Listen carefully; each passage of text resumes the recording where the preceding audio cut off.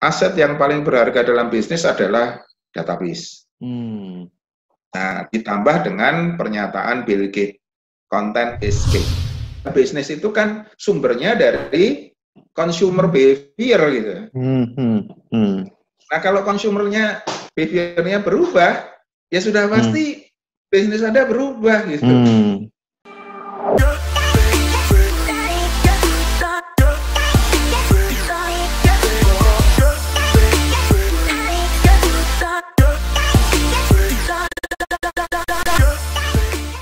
Salam properti, salam sehat.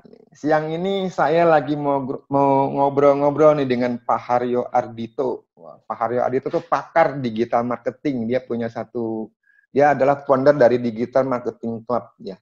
Pengalaman dia di digital, di IT, jangan diragukan lagi karena dia udah beberapa kali pegang perusahaan besar seperti Orang Tua Group, ya, Garuda Food, dia di IT manajernya. Jadi kalau bicara teknologi digital, mungkin dia udah bidangnya. Saya mau bicara mengenai digital, mengenai konten, mengenai kenapa sih harus pakai digital. Jadi saat ini kan orang-orang lagi di rumah kan, orang-orang work from home. Jadi yang tadinya nggak ngerti bikin video buat video, yang tadi ngedit foto, edit foto. Kan ada caranya nih. Nah, kita mau ngobrol-ngobrol terutama mungkin saya lebih condongnya ke industri properti karena memang subscriber saya banyak kan di industri properti. Tapi mungkin bisa diaplikasikan juga ke beberapa industri yang lain gitu loh ya. Jadi di tahun 2016 ini Pak Haryo mendirikan namanya Digital Marketing Club, dia jadi sebagai founder. Jadi bisnis dia itu training dan konseling. Jadi buat Bapak Ibu mau training atau konseling mungkin kita mau ngobrol nih. Apa sih Pak kelebihan sekolahan Bapak? Apa sih yang Bapak tawarkan ke kami gitu loh. Pak Haryo, selamat siang, apa kabar? Ya, selamat siang Pak Marco. Selamat siang. Sehat Pak? Sehat. Kita satu keinginan kita Pak sehat Pak ya. Jadi kalau sehat kan bisa aktivitas kemana-mana. Pak Haryo kalau bicara digital nih Pak, kalau kita bicara digital kan bicaranya kan ada namanya media sosial. Media sosial kan banyak ya Pak ya. Mungkin kita bicara Facebook, Instagram, YouTube, LinkedIn, mungkin sekarang ada ingat TikTok nih. Menurut Bapak nih media sosial yang perlu nih buat seorang broker atau agen properti atau siapapun, menurut Bapak yang mana nih Pak diterapkannya dan seperti apa cara menerapkannya? Monggo Pak Haryo nih saya nanya nih ke Bapak nih. Ya, digital sendiri saya artikan sebagai media ya, sebagai media yang sekarang ini menjadi andalan setelah shifting dari media cetak terutama ya, media elektronik, media outdoor masih mending lah. Ya, kemudian muncul media digital. Nah, media digital itu banyak. Ada website, ada email, ada media sosial, ada messenger ya. Banyak sekali. Nah, kalau tadi menjawab pertanyaan Pak Marco, kalau media digital sekarang ya yang paling utama ya YouTube, WhatsApp, Facebook, Instagram ya. Di luar itu ya kalau masih mau main Google atau main LinkedIn ya silakan ya. Tapi memang kalau medsos, kalau kita garis bawahi medsos ya mengkerucutnya pada 3 besar itu, Facebook, WhatsApp, dan Instagram. Nah, pertanyaan ini sering dilontarkan kalau saya ngasih training, selalu tanya, Pak, menurut Bapak, mana yang paling efektif gitu ya. Nah, kalau saya mau bicara jujur, yang paling gampang dan sekaligus efektif itu sebenarnya WhatsApp. Ya, sebenarnya WhatsApp.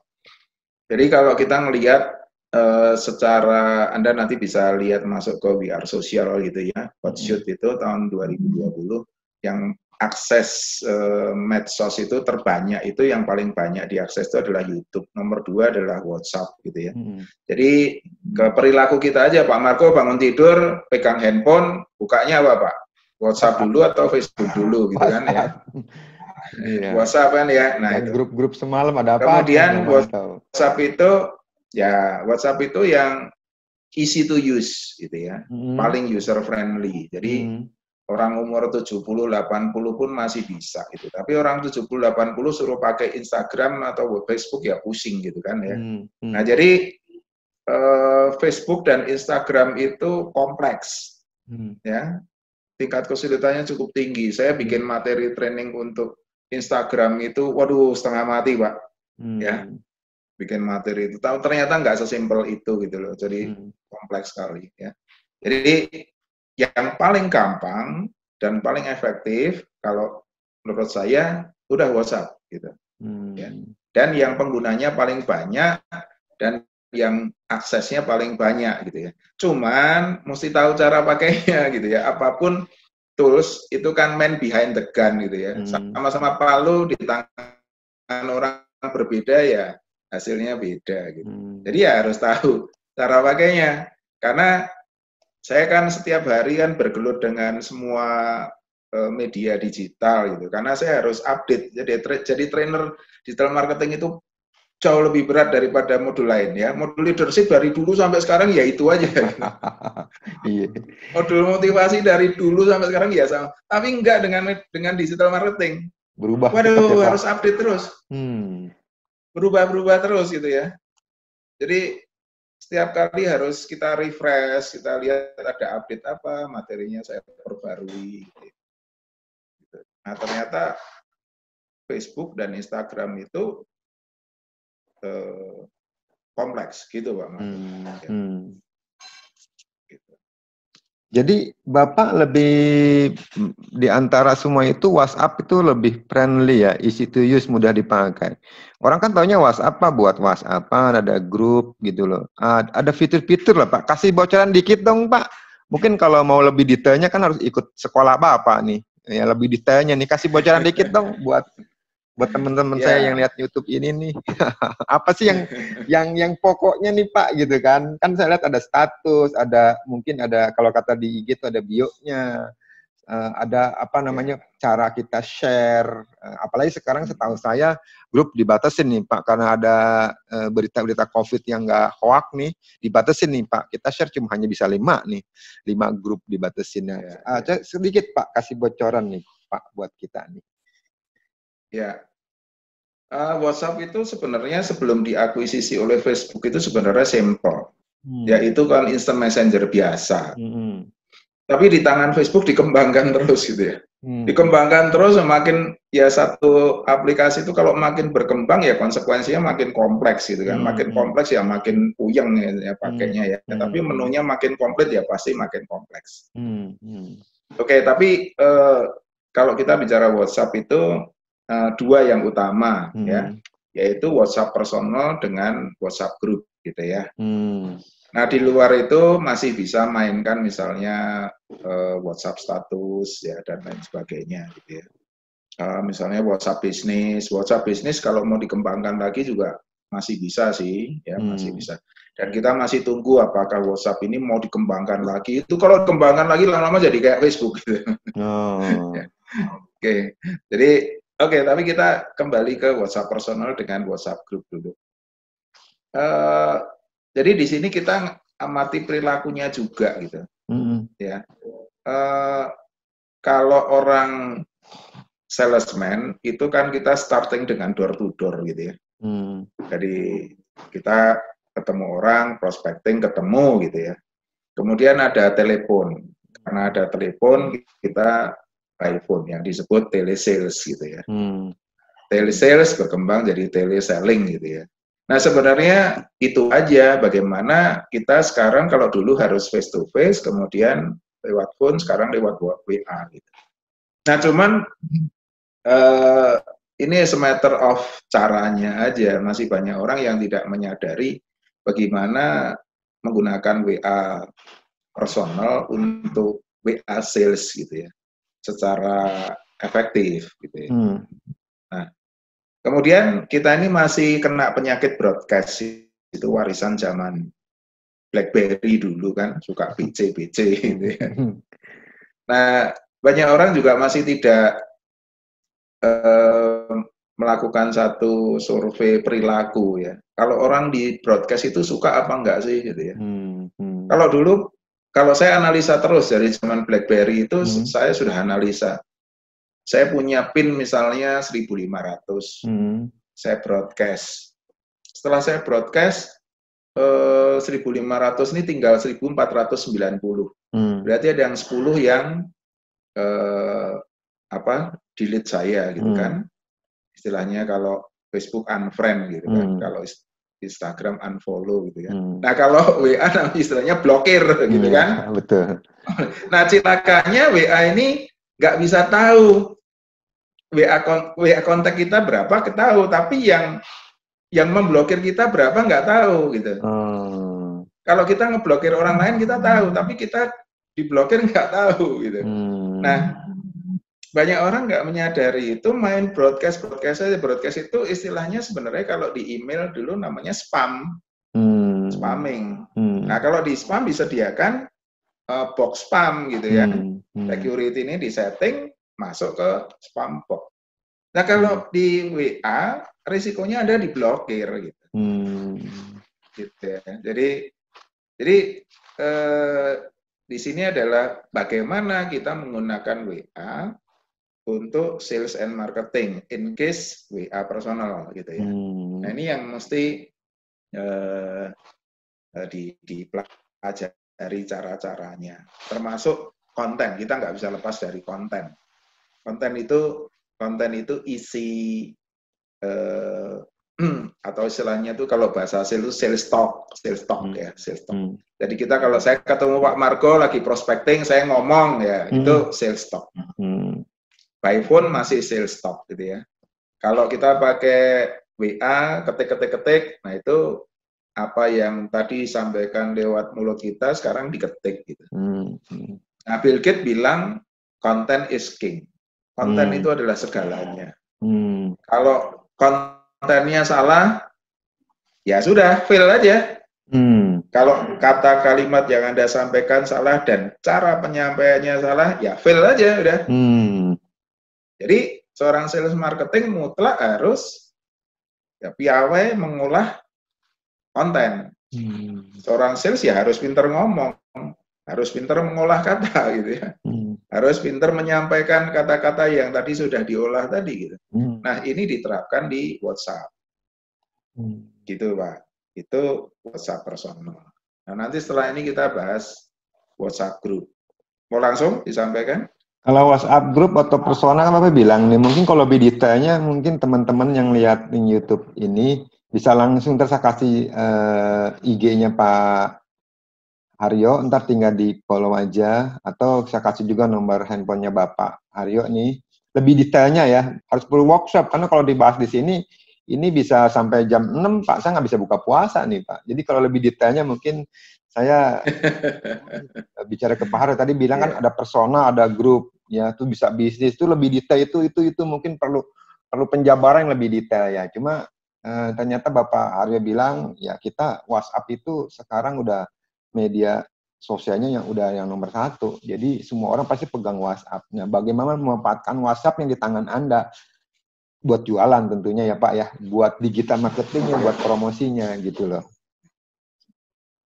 Oke Pak, tadi Bapak bicara, gimana Pak? Saya kasih sedikit tambahan untuk WA group ya.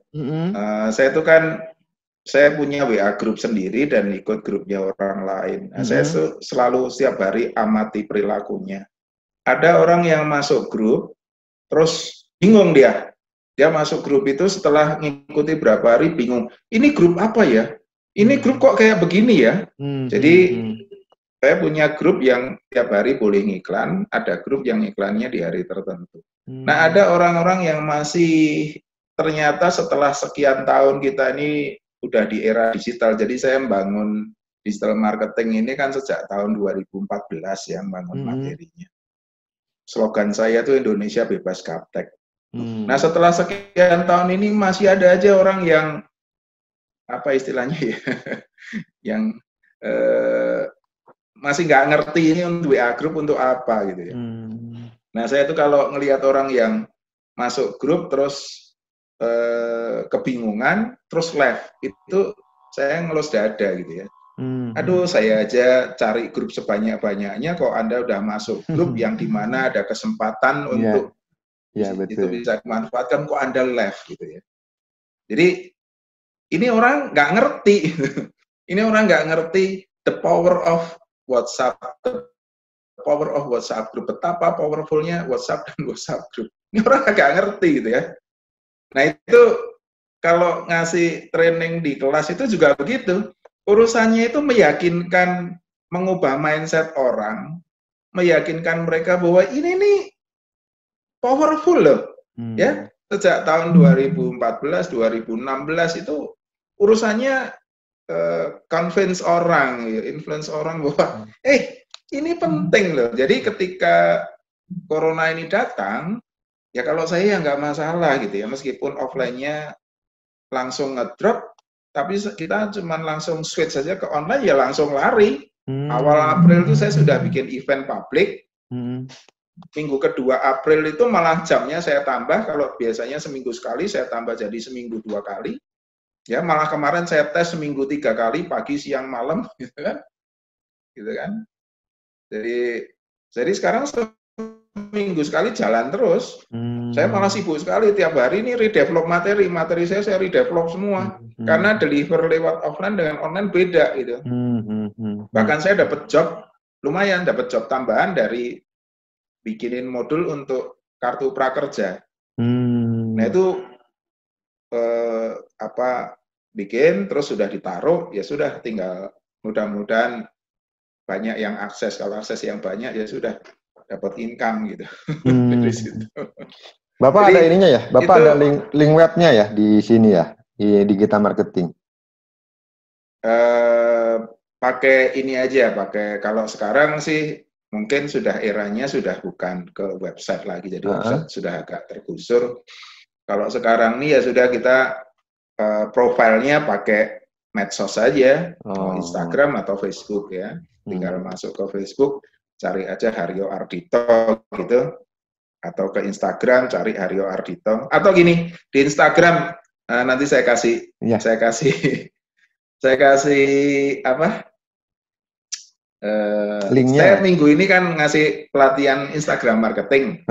Nah, teman-teman boleh ketik di search ya, ketik pembicara. Nah, coba ketemu siapa gitu ya. Nah, Anda akan ketemu saya gitu kan. Nah, orang bingung, kok bisa begini? Ya itu.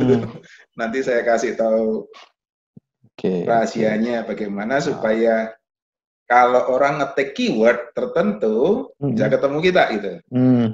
Ya, nanti Pak Marco boleh tes. Ntar mungkin ada sesi khusus nih Pak kalau untuk ini nih. Saya bicaranya sekarang kan global dulu nih Pak Haryo nih. Kalau bicara digital kan tadi Bapak bilang ya, kalau mode-mode seperti psikologi, mode motivasi, atau mode-mode yang lain kan mungkin dari beberapa tahun yang lalu tinggal dimodif sedikit. Nah, tapi kalau kita bicara digital, bicara teknologi, dalam hitungan hari bisa berubah gitu. Dalam hitungan bulan udah beda lagi versinya, kan versi akan naik-naik terus gitu kan. Jadi memang kalau kita bicara digital, teknologi, kalau kita nggak ngikutin, nggak bisa lari, nggak bisa ngikutin, kita ketinggalan. Tadi Bapak bicara mengenai content is the king ya. Kalau di properti itu adalah sekarang money is the king. Siapa yang pegang uang kas itu raja. Bisa beli mana-mana. Ini kita bicara content is the king gitu loh. Nah, bicara mengenai konten yang bagus itu seperti apa sih Pak? Boleh di media sosialnya ataupun di marketplace-nya seperti apa tuh Pak Haryo? Konten yang bagus, yang menarik, yang menggelitik, yang supaya orang tuh mau datang ke situ. Kalau istilah di YouTube tuh clickbait, kata-kata tuh harus apa ya, mengandung makna, arti supaya orang bikin penasaran. Seperti apa nih Pak Haryo nih? Nanya ini saya konten. Nah, jadi ada dua yang paling dominan. Ada dua yang paling dominan di sini adalah konten dan database. Ya. Jadi kalau dulu pernah baca bukunya J. Abraham. Abraham itu marketing consultant mahal, tapi eranya ya 30 tahun yang lalu. Dia bilang, the greatest assets in business is customer. Nah, sekarang enggak. Sekarang, aset yang paling berharga dalam bisnis adalah database. Nah, ditambah dengan pernyataan Bill Gates, content is king. Jadi, Anda mesti punya database yang tertarget dulu. Contohnya, misalnya Pak Marco atau teman-teman marketing sebuah produk, kemudian dikasih budget, kemudian budget Anda pakai bayar iklan sekian miliar, terus Anda pilih prime time. Ya, prime time-nya misalnya sinetron di RCTI gitu ya, yang sekarang lagi tayang itu kan misalnya apa itu preman pensiun ya. Nah, itu jamnya kan jam prime time tuh jam 7 sampai jam 9. Ya, udah. Terus Anda berhubungan dengan agensi bikin kontennya. Ternyata tidak impact ke penjualannya nggak signifikan. Kira-kira salah di mana? Kontennya sudah, database-nya sudah benar, pemilihan audiensnya sudah benar, segmennya sudah benar, kemudian sudah prime time lagi ya. Nah, berarti ada problem di konten. Kontennya tidak mampu mengubah, ya, tidak mampu mempengaruhi. Gitu. Jadi kalau kita bicara sales itu kan seni mempengaruhi prospek, ya, agar menjadi customer. Jadi kalau bahasa sekarang itu bahasa zaman dulu jadi sales ya. Kalau bahasa sekarang lebih canggih lah. How to conversion from audience to customer. Jadi bagaimana mengkonversi database, mengkonversi audience menjadi transaksi atau menjadi customer. Ya. Nah, pemilihan datanya, penempatan audiensnya sudah benar. Tapi ternyata kontennya ternyata nggak impact. Nah, berarti problemnya sebenarnya di konten. Jadi benar yang dikatakan Bill Gates bahwa content is king. Konten ini benar-benar yang paling menentukan, tapi sekaligus paling tidak mudah. Saya nggak bicara paling sulit karena motivator nggak boleh bilang sulit. Jadi konten ini yang paling tidak mudah. Gitu.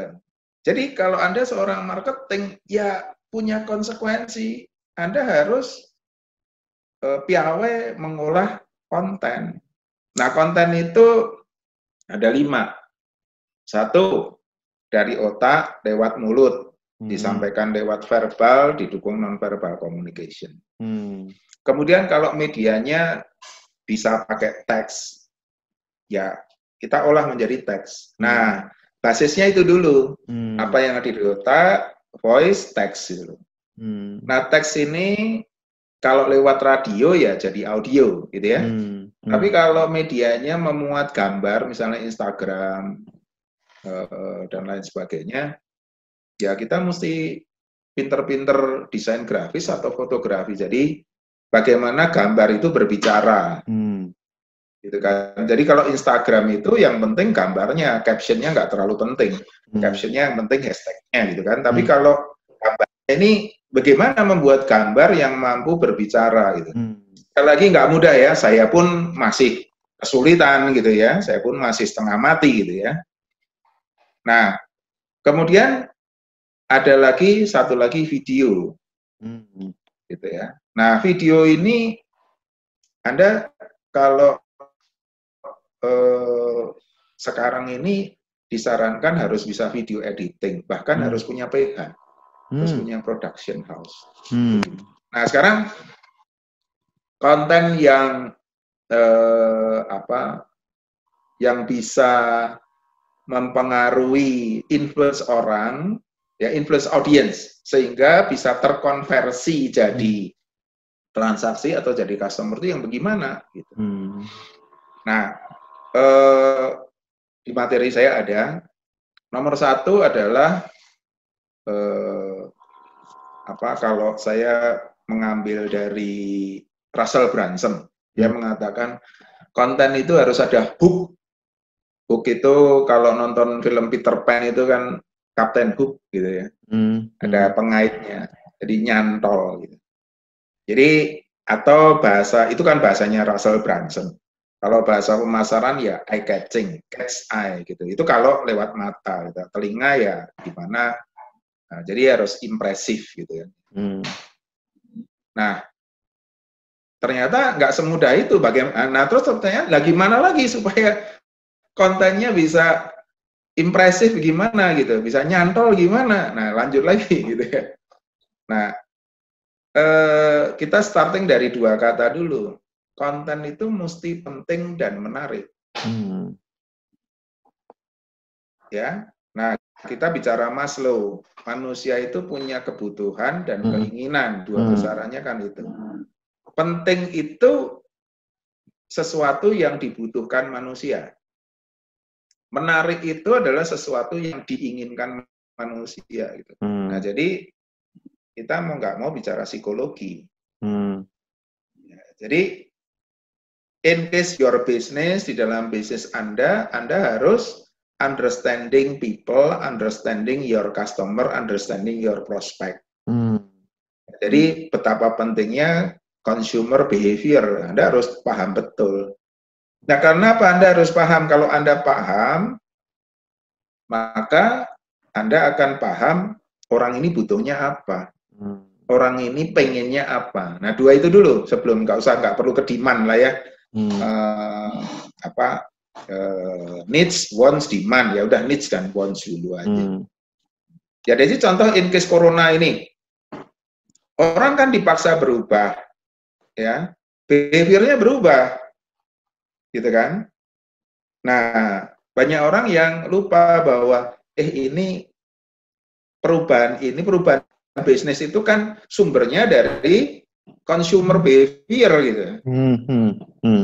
Nah, kalau consumernya behaviornya berubah, ya sudah pasti bisnis Anda berubah gitu. Gitu kan ya. Nah, jadi kembali ke penting dan menarik. Jadi Anda harus paham betul apa yang penting, apa yang dibutuhkan oleh prospek Anda. Ya, kemudian apa yang diinginkan. Nah, kalau Anda paham itu, mulailah di relate dengan produk Anda, jasa Anda. Gitu ya. Jadi di sini ya, dalam kondisi normal aja, kita bicara kondisi normal, butuhnya apa sih gitu ya. Ya. Oke. Pengennya apa sih gitu ya. Nah, kalau nggak butuh gimana? Ya itu kembali orang sales marketing punya homework, punya PR gitu ya. Jadi istilahnya ada bagaimana mempengaruhi dari yang unaware menjadi aware gitu kan. Gitu. Jadi kalau orang butuh enak, Anda tungguin aja ada orang butuh ya datang ke Anda. Nah, kalau ketemu orang yang nggak butuh, apakah Anda mau menyerah? Kalau ketemu orang yang nggak pengen, apakah Anda mau menyerah? Gitu kan? Jadi ada dua prospek. Ada prospek yang butuh dan pengen, ada prospek yang nggak butuh dan nggak pengen. Nah, ya Anda pasti suka yang butuh dan pengen kan? Anda menemukan orang yang butuh dan pengen. Nah, bagaimana konten Anda ini bisa match dengan orang yang butuh dan pengen ini? Dan mereka ketika melihat konten Anda, terus mereka bilang begini, ih gue banget ini gitu. Jadi konten Anda itu mesti gue banget gitu. Nah, gimana supaya gue banget? Ya memang itu tadi nggak gampang. Apalagi bisnis kita berbeda. Jadi saya tuh sering ditanya, Pak, kalau saya sharing gitu langsung ditanya, Pak, ini iklan saya gimana? Aduh, kita bicara konsep dasarnya, bukan berarti terus kalau Anda ajukan produk Anda ke saya, terus saya bisa menjawab, enggak, itu bisnis Anda kok. Ya, itu PR Anda gitu kan, Anda punya PR, harus understanding your prospect, understanding your customer. Tapi in case saya, kalau Anda tanya saya untuk urusan training, ya saya bisa jawab. Gitu. Ya. Nah,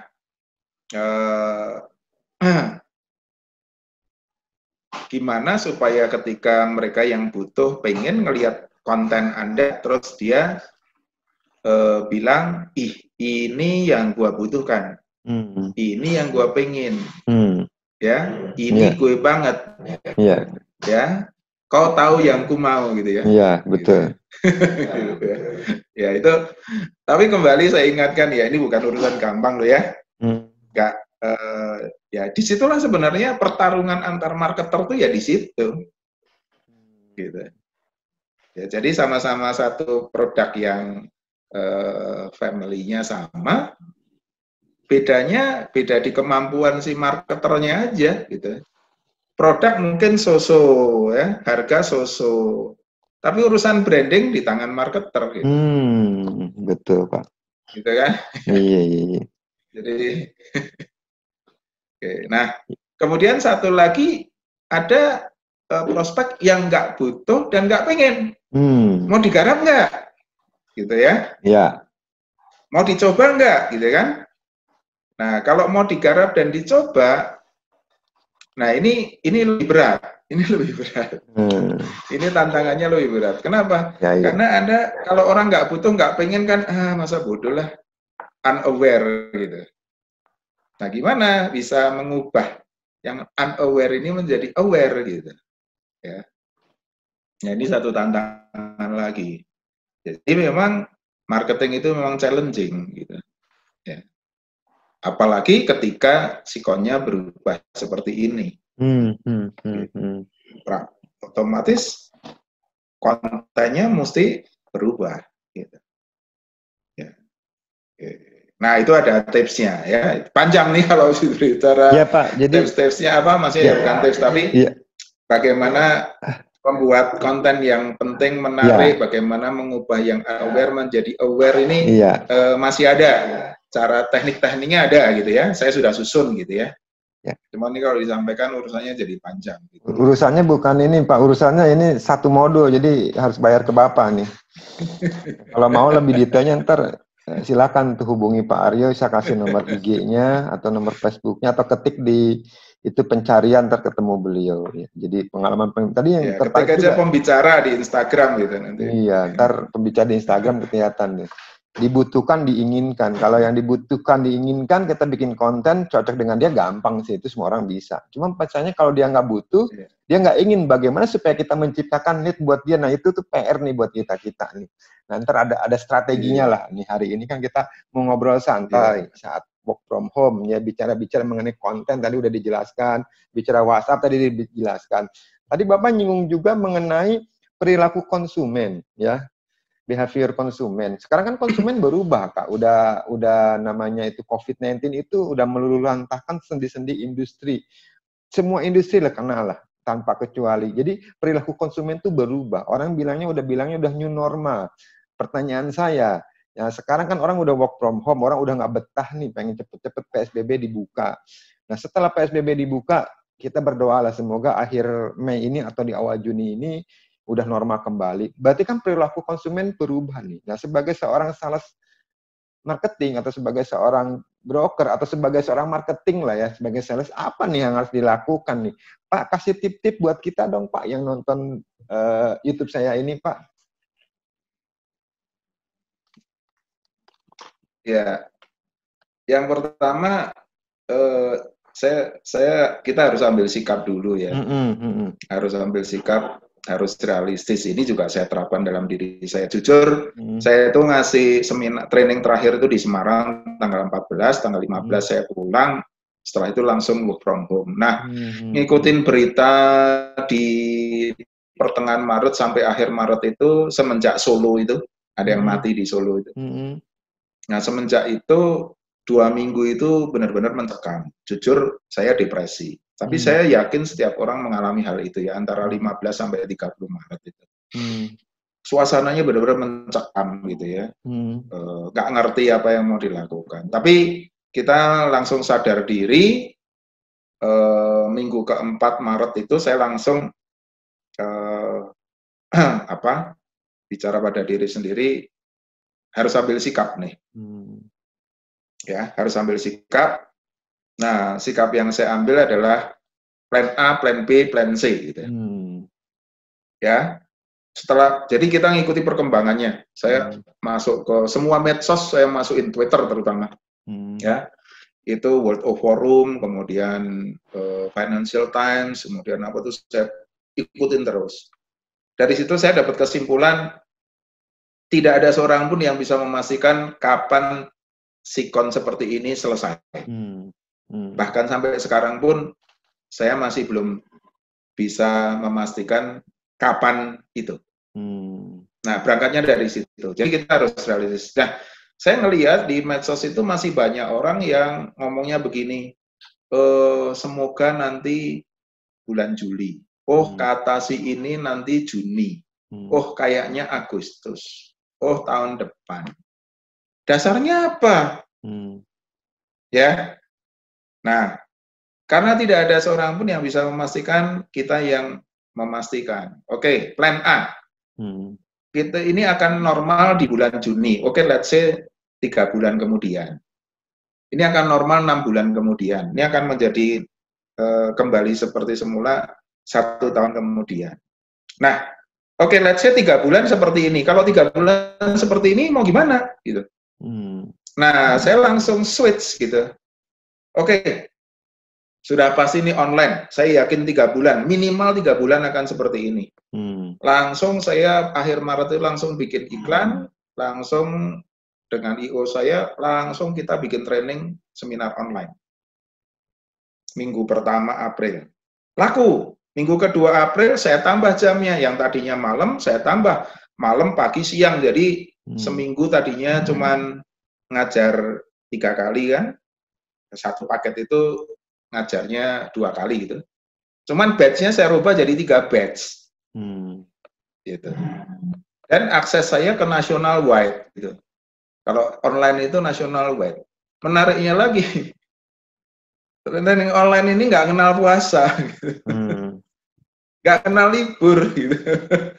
Jadi mesti SWOT analisis. Jadi kita kemarin saya ngisi satu seminar motivasi di satu company, judulnya Leaders Turn Crisis into Opportunities. Jadi pedomannya WG. W itu bahaya, G peluang. Nah, bagaimana mengubah jadi peluang.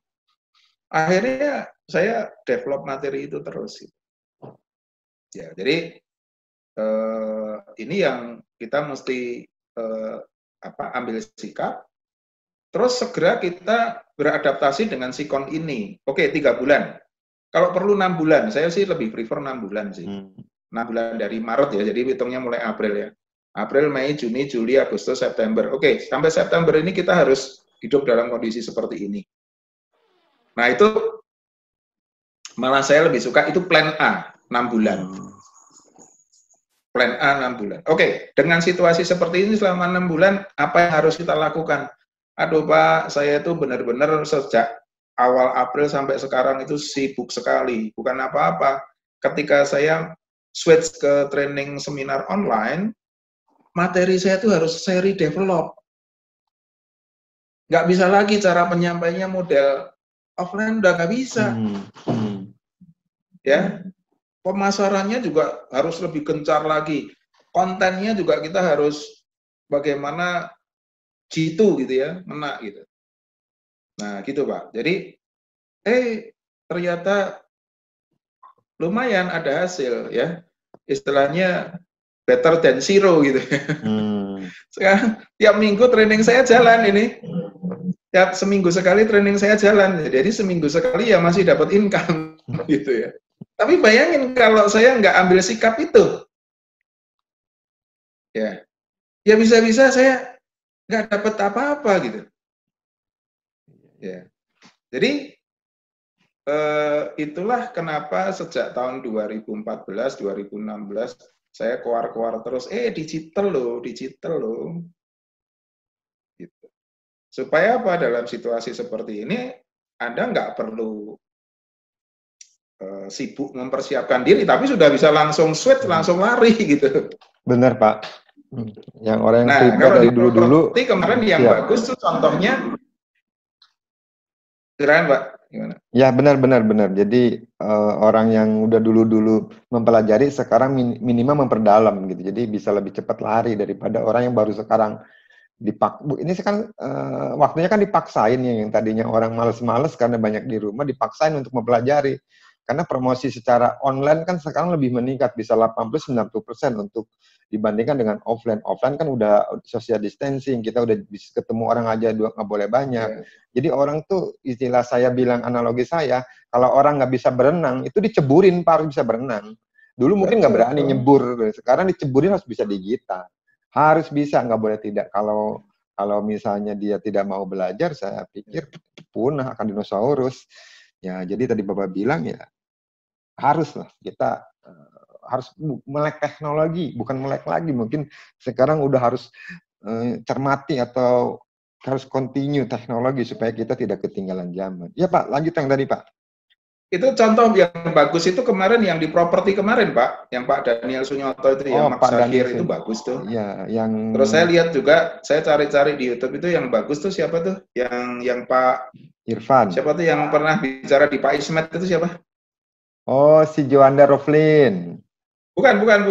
Yang properti. Oh, itu properti ya. Simanung Properti Khalid. yang cukup besar itu di Serpong itu. Ya, tapi intinya Pak begini. Andi Natanae. Bukan satu lagi, Pak. Ya sudah lupa. Ya. Oke, tapi gini. Kemarin menarik itu adalah yang Pak Daniel Sunyoto itu menarik.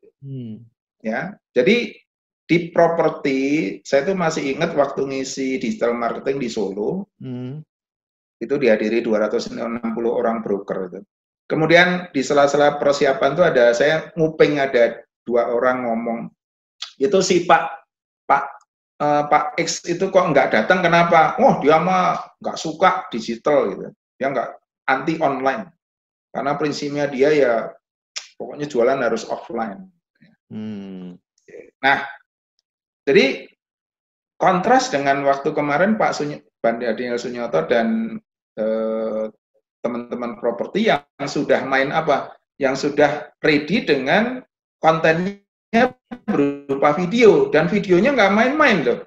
Videonya 3D, ada yang pakai drone, kemudian jadi mulai dari luar masuk ke rumah, kemudian dikasih musik, kemudian dikasih ada orang yang ngomong menjelaskan ini bagian depannya ya, ini ruang tamunya, ini ruang kamar tidurnya, terus dikasih teks gitu ya. Nah, komplit ya, komplit dan menarik. Jadi ketika orang melihat video itu, dia sudah nggak perlu datang lagi ke site-nya gitu, nggak perlu lihat ke lapangan kan, lihat itu aja sudah merasa ke rumah gitu. Nah, tapi kalau saya bandingkan dengan orang-orang yang, kan saya monitor tuh banyak properti yang masih main teks, masih foto-fotonya masih difotoin kamar-kamarnya, sekali posting bisa 10 gambar. Aduh, saya tuh ngelus dada. Ini orang ya udah masih istilahnya nggak ngerti, masih konvensional, ngawur lagi gitu kan. Nah, para teman-teman properti harus segera ya, ini nggak bisa ditawar. Anda mesti segera mempersiapkan diri untuk mengubah kontennya gitu ya. Karena Anda sekarang nggak bisa ketemu orang, ya bisanya deliver konten ya. Jadi Anda kalau punya properti ini datang sendiri kan masih oke dong ya. Margo punya properti ya, main video aja ya. Main video, edit, dikasih suara, dikasih musik, nggak punya budget untuk kerjain orang lain ya, mesti belajar sendiri gitu kan. Iya, benar. Nah,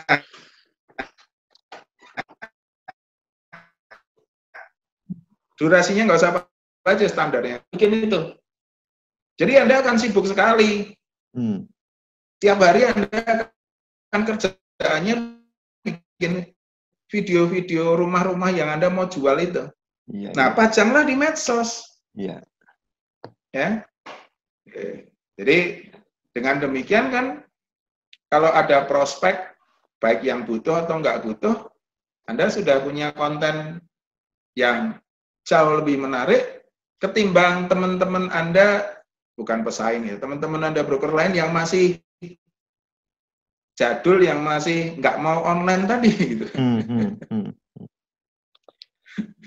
Iya, benar Pak Haryo. Jadi saya nggak tahu di teman-teman properti ini ada berapa persen yang ready, yang sudah ready dan langsung lari, ada yang masih harus mempersiapkan diri, ada yang mungkin nggak ngerti mau ngapain gitu.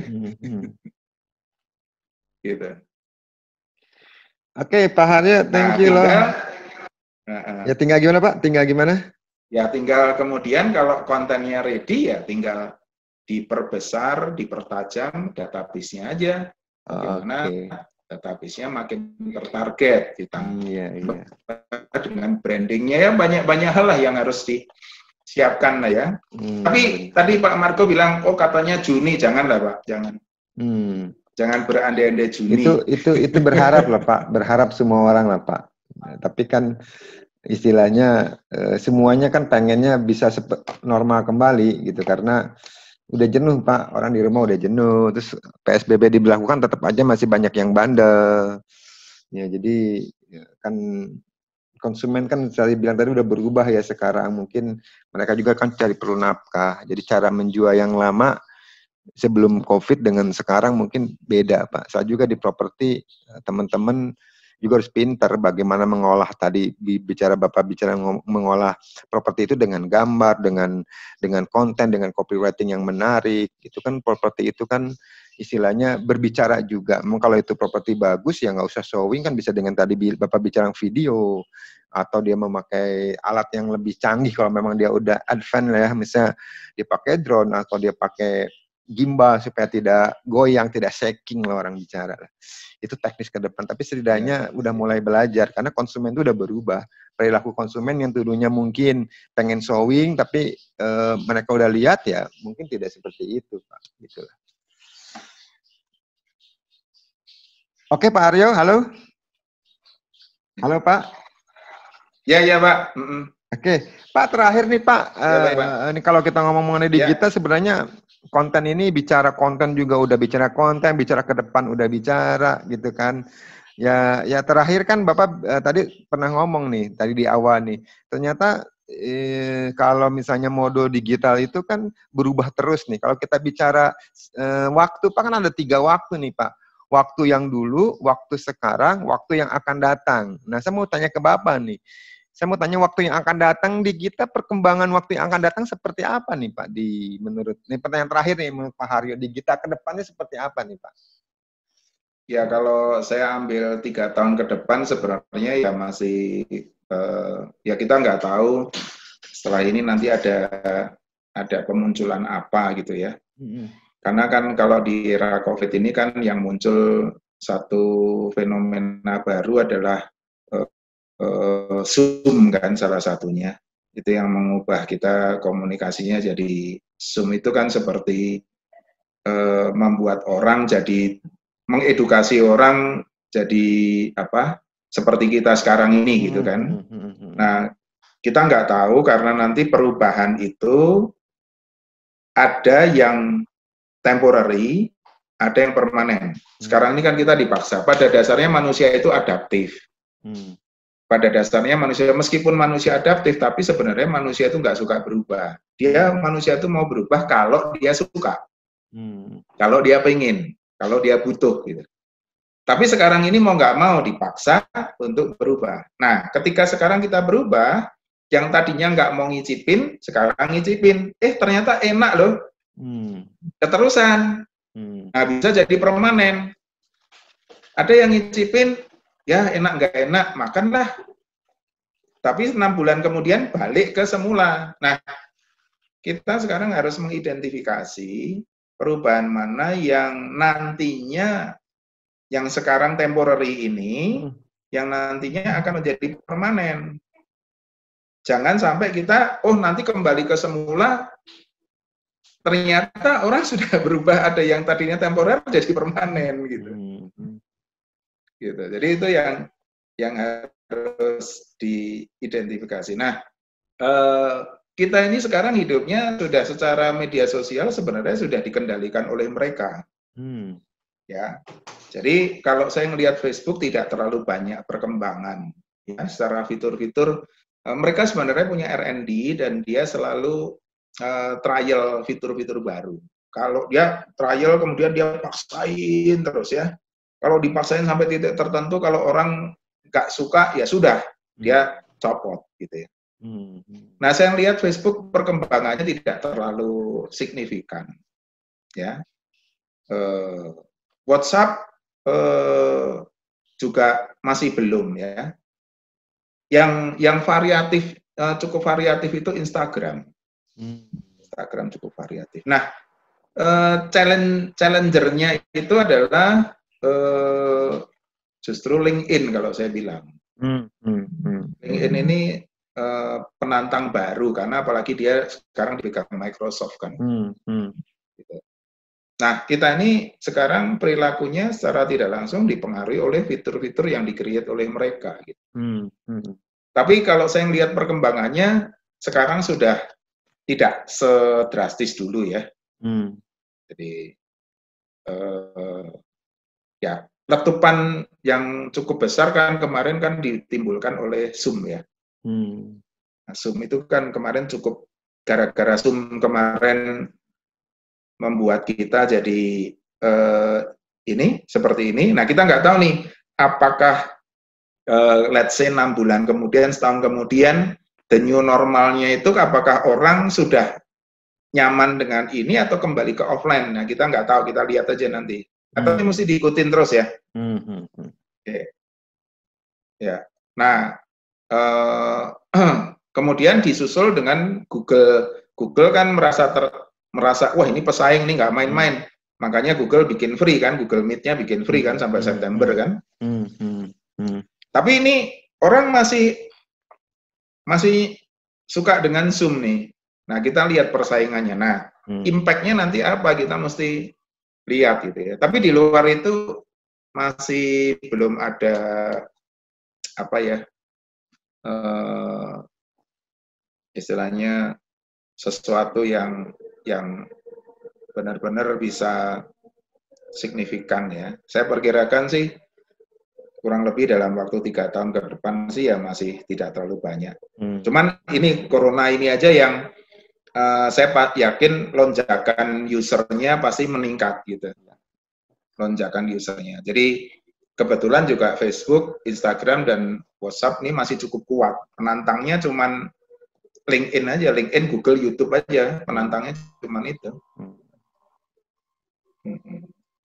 Oke, gitu. Pak Haryo, thank you. Udah di atas 30 menit kita ngomong-ngomong. Jadi kalau kita bicara lebih detail mengenai teknologi, mungkin bisa panjang nih, Pak. Ya, jadi buat teman-teman nih kalau pengen lebih dalam mengenai tadi WhatsApp group, ada WhatsApp persona, mengenai konten, bicara mengenai digital lah terutama nih, Pak Haryo juga punya apa kelasnya nih. Silakan ntar diikuti atau di DM. Saya kasih sekali lagi saya kasih link Facebooknya sama Instagramnya beliau nih.